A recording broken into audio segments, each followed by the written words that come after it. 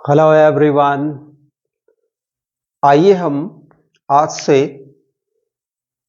Adjective को study करें। इसके पहले हमने प्रोनाउंस को कवर किया। प्रोनाउंस में आपको बता दूं कि कुछ प्रोनाउंस मैंने कवर नहीं किए क्योंकि मैं जब दूसरी चीजें जैसे कि कंजंक्शंस पढ़ाऊंगा या वर्ब्स पढ़ाऊंगा तो उसके दौरान मैं उन प्रोनाउंस को कवर कर दूंगा। चूंकि एडजेक्टिव जो है प्रोनाउन के बाद बहुत ही इंपॉर्टेंट टॉपिक हो जाता है, बहुत ही हॉट एंड इंपॉर्टेंट टॉपिक हो जाता है। तो आज से हम एडजेक्टिव को शुरू कर रहे हैं।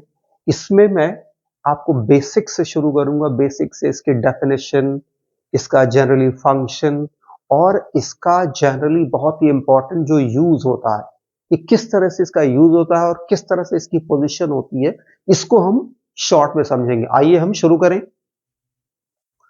Adjective is a word that describes a noun or pronoun। ये आपको ध्यान रखना है कि adjective एक describing word होता है और ये किसको describe करता है? ये किसी noun को या pronoun को करता है। ये आपको गौर करना है। Example देख लीजिए, Anjali is a good girl। Girl कैसी गर्ल है? गुड है। यानी कि ये adjective इस जो है नाउन को क्या कर रहा है? डिस्क्राइब कर रहा है। इसको हम हटा लें, यहां एक प्रोनाउन ले लेते हैं हम, जिसे हम कह सकते हैं यहां पर यू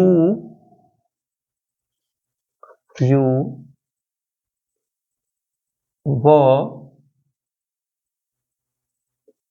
गेटिंग हम ले रहे हैं। You were getting clever. तुम चालाक हो रहे थे। वैसे देखिए, जनरली जब गेट आता है इस कंडीशन में तो यहां पर हम कंपैरेटिव डिग्री यूज करते हैं, लेकिन हम इसी को लेकिन समझ लो कंपैरेटिव भी इसको कर ही लें।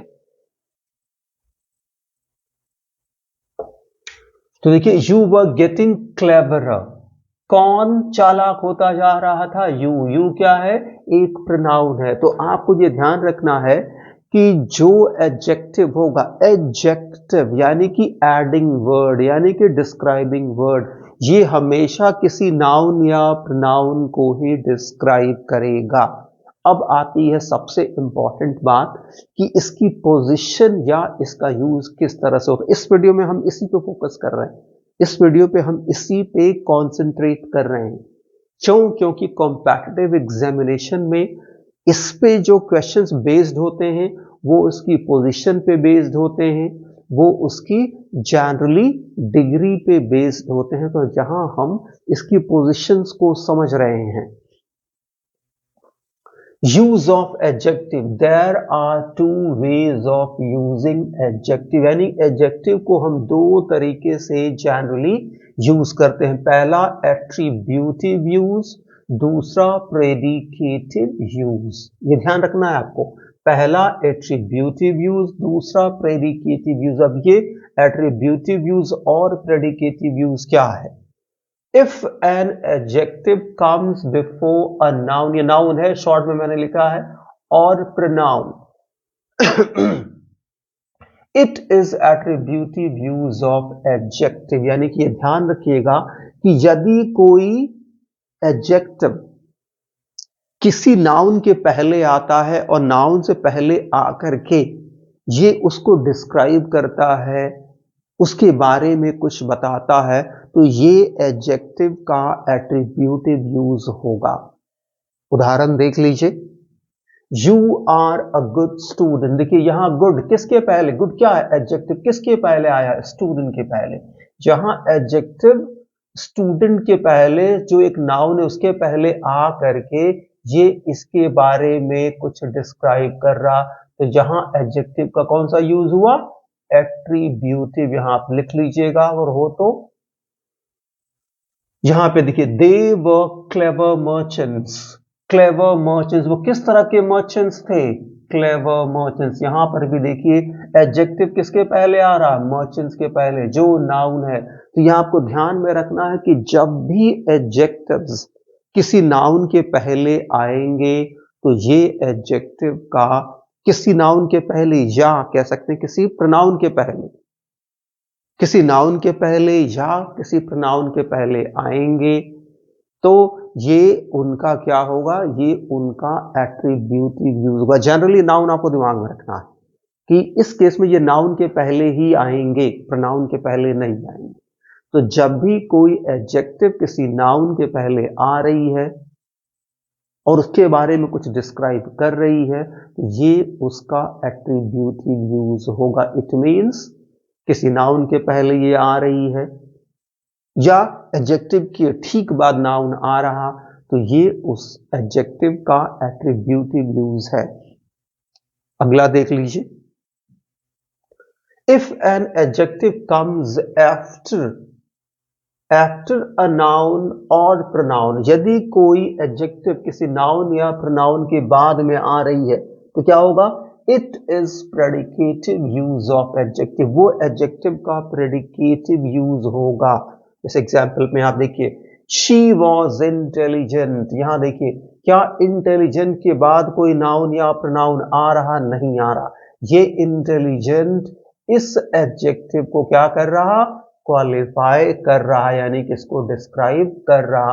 तो यहां देखिए जो वर्ड, जो एडजेक्टिव है, इसके बाद कोई नाउन नहीं आ रहा, यानी कि जहां पे इसका यूज प्रेडिकेटिव है दूसरा। और अब समझ लीजिए, जब भी ये वर्ब के बाद आ रही एडजेक्टिव और उस एडजेक्टिव के बाद कोई नाउन नहीं आ रहा, यानी कि अकेले एडजेक्टिव आ रहे, तब ये एडजेक्टिव का प्रेडिकेटिव यूज होगा। क्यों? क्योंकि इस केस में, इस सेंटेंस में एडजेक्टिव प्रेडिकेट हो जाएगी। और प्रेडिकेट सेंटेंस का कौन सा पार्ट होता है, वो पार्ट जो सेंटेंस की मीनिंग को कंप्लीट करता।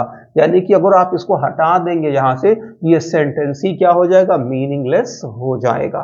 तो जब भी एडजेक्टिव किसी वर्ब टू बी, किसी वर्ब के बाद आ रही, उसके बाद कोई नाउन नहीं आ रहा, तो वो एडजेक्टिव का प्रेडिकेटिव यूज होगा। यहां पे भी देख लीजिए, दे वर नॉट स्मार्ट, यहां देखिए स्मार्ट के बाद कोई नाउन नहीं आ रहा, ये स्मार्ट इन्हीं के लिए यूज हो रहा है।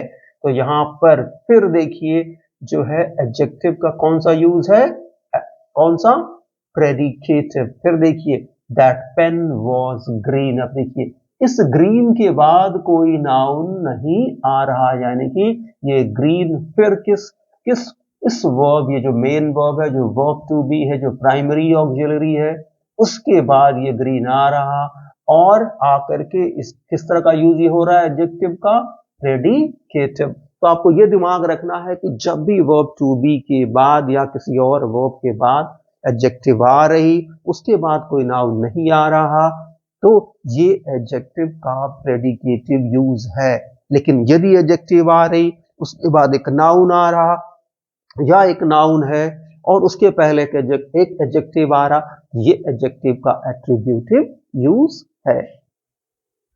अब ये ध्यान दे लीजिए, बहुत इंपॉर्टेंट है, these are adjectives always used in predicative mode of position. एक चीज समझ लीजिए, ज्यादा जो एडजेक्टिव्स होती हैं उनका एट्रीब्यूटिव भी यूज हो सकता है, उनका प्रेडिकेटिव यूज भी हो सकता है। It depends on the use, it depends on the position. लेकिन कुछ ऐसी एडजेक्टिव्स हैं उनका हमेशा प्रेडिकेटिव यूज होता है, यानी कि कभी भी वो नाउन के साथ नहीं आती हैं, ठीक उनके बाद कोई नाउन प्लेस नहीं होता है। जैसे देखिए वो कौन कौन सी हैं, अलाइव, ध्यान रखना है आपको, जैसे कि शी इज अलाइव और द गर्ल वॉज अलाइव, ये हम नहीं कहेंगे शी वॉज अलाइव गर्ल, ये सेंटेंस गलत हो जाएगा। हम कहेंगे शी वॉज अलाइव और शी इज अलाइव। उसी तरह अलॉफ्ट, उसी तरह अवेयर, हम ये कहेंगे शी वॉज अवेयर और आई एम अवेयर, ये हम नहीं कहेंगे दैट इज अवेयर गर्ल, नहीं। फिर अफ्रेड, अफ्रेड जिसका मतलब होता है डरना, ये भी हमेशा क्या होगा, प्रेडिकेटिव यूज ही होगा। जैसे आई एम अफ्रेड, ये नहीं होगा कि I met an afraid girl, नहीं, ये गलत हो जाएगा। फिर उसी तरह अशीम, जिसका मतलब होता है शर्मिंदगी होना, शर्म होना। जैसे कहना होगा कि मुझे उसे वो शर्मिंदा थी, तो क्या होगा सेंटेंस, शी वॉज अशीम्ड, ये नहीं हुआ that she girl was, sorry, that girl और अशीम्ड गर्ल नहीं होगा। फिर सावर, जिसका मतलब था खट्टा, ग्रेप्स आर सावर और सावर ग्रेप्स नहीं।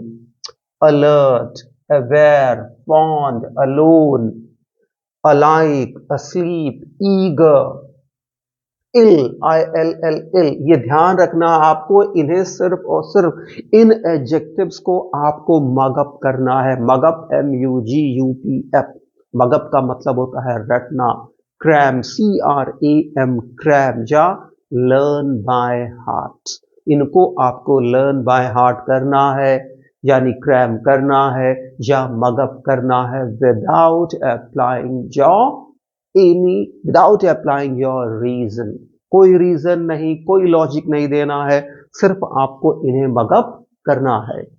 एक बार इनका यूज देख ले सेंटेंस में। शी इज अफ्रेड, ये नहीं होगा शी इज अफ्रेड वुमन, नहीं, ये गलत। She is afraid. फिर दे आर अवेयर बॉयज नहीं, they are aware.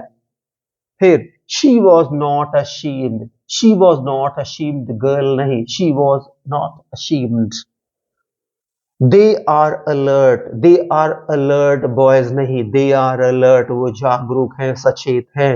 my dad is asleep, ये नहीं होगा my dad is asleep, मैं नहीं, my dad is asleep। this is a lonely girl, she is a lonely girl। लेकिन याद रखिएगा lonely और alone का मतलब सेम होता है, लेकिन लोनली का एट्रीब्यूटिव भी यूज हो जाएगा और प्रेडिकेटिव भी यूज हो जाएगा, लेकिन अलोन का हमेशा क्या होगा, प्रेडिकेटिव यूज ही होगा। जैसे कि आई एम अलोन, ये नहीं होता आई एम अलोन मैन, नहीं कह सकता I am a lonely man, I am lonely का दोनों यूज हो जाएगा, एट्रीब्यूटिव प्लस प्रेडिकेटिव, लेकिन अलोन का हमेशा क्या होगा, प्रेडिकेटिव यूज ही होगा। सो आई होप आपको यहां पे एडजेक्टिव की डेफिनेशन, उसका एट्रीब्यूटिव और प्रेडिकेटिव यूज क्लियर हो गया होगा। प्लस ये एडजेक्टिव जो मैंने आपको बताया जो हमेशा प्रेडिकेटिव होते हैं, इनको आपको बहुत ही अच्छे से मगअप कर लेना है और समझ लेना है। That's it in this video, my dear learners.